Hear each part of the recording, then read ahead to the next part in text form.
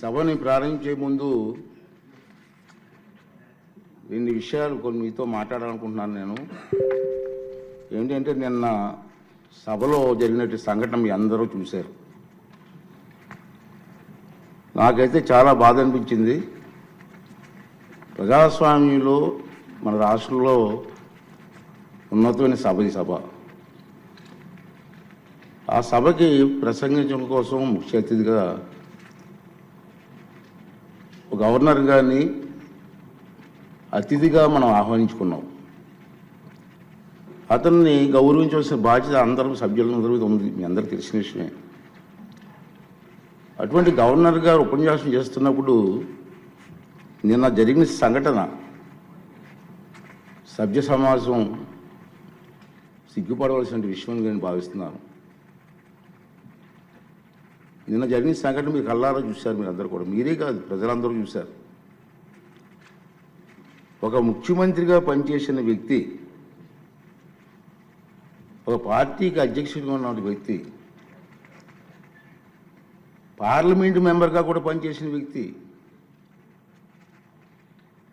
సభ్యత మర్చిపోయి ఆ విధంగా ప్రవర్తిస్తే కనీసం కూర్చొని చూస్తూ నవ్వుకుంటున్నాడు తప్పించి వాళ్ళ సభ్యుల్ని కంట్రోల్ చేసే పరిస్థితి ఎక్కడ కనిపించదండి మనకి. పైగా ఎంకరేజ్ చేస్తాడండి.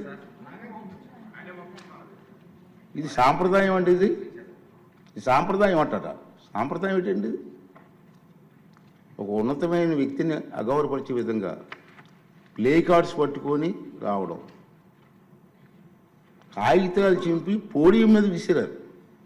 అంటే గవర్నర్ మాట్లాడుతూ ఉంటే గవర్నర్ మీద, ఇది పద్ధతి కాదు. ఈ సాంప్రదాయం అంటాడు, ఏంటి సాంప్రదాయం నాకు అర్థం కాదండి. ఇది పద్ధతి కాదు, ప్రజాస్వామ్యం ఇది మంచి పద్ధతి కాదు. పైగా అతనికి ఆ ఆలోచన లేకపోయినా పక్కనే ఉన్నటువంటి సీనియర్ మెంబర్ బొత్స సత్యనారాయణ గారికి కూడా ప్రోత్సహించారు. వారైనా ఇది తప్పు అని చెప్పే పరిస్థితి లేదు. ఇటువంటి సంఘటనలు రాబోయే రోజులు జరగకూడదనేది నా తాలూకు ఆలోచన విధానం. మీరందరూ కూడా గమనిస్తూనే ఉన్నారు. ఇది ఎందుకు చెప్తానంటే ఇప్పటికైనా విజ్ఞతతో ప్రవర్తించాలని చెప్పి ఆ సభ్యులందరినీ కోరుకుంటున్నాను. సభ ద్వారా ప్రజాస్వామ్యం పెద్దలు మనకు ఎంతో ప్రజాస్వామ్యాన్ని ఇచ్చారు, రాజ్యాంగాన్ని ఇచ్చారు. రాజ్యాంగానికి అనుగుణంగా మనం ప్రవర్తించాలి తప్పించి మన ఇష్టం వచ్చిన మాట్లాడుకుంటాం. సర్వ హక్కులు నాకే ఉన్నాయి, నేను మాట్లాడతానన్నది ఇది పద్ధతి కాదని చెప్పి ఈ సభ ద్వారా సభ్యులందరికీ, అన్ని పార్టీ సభ్యులకు కూడా మనం చేస్తున్నాను. అదే ప్రజలు కూడా దీన్ని గమనిస్తున్నారనే విషయాన్ని కూడా మనం చూసుకోవాలి. ఉంది మన గవర్నర్ ప్రసంగం అయింది నిన్న. ఈరోజు గవర్నర్ ప్రసంగం మీద చర్చ ఉంది. వాళ్ళకి ఏమైనా అభ్యంతరాలు ఉంటే ఈ చర్చలు పాల్గొనవచ్చు కదా, మాట్లాడే అవకాశం మనం ఇస్తాం కదా. ఈ రోజంతా మాట్లాడవచ్చు. మీరు హౌస్కి వచ్చి మీరు మాట్లాడకుండా మీ ఇష్టం వచ్చినట్టు ఈ విధంగా ప్రవర్తించడాన్ని అందరం కూడా ఖండించవలసిన అవసరం ఉంది.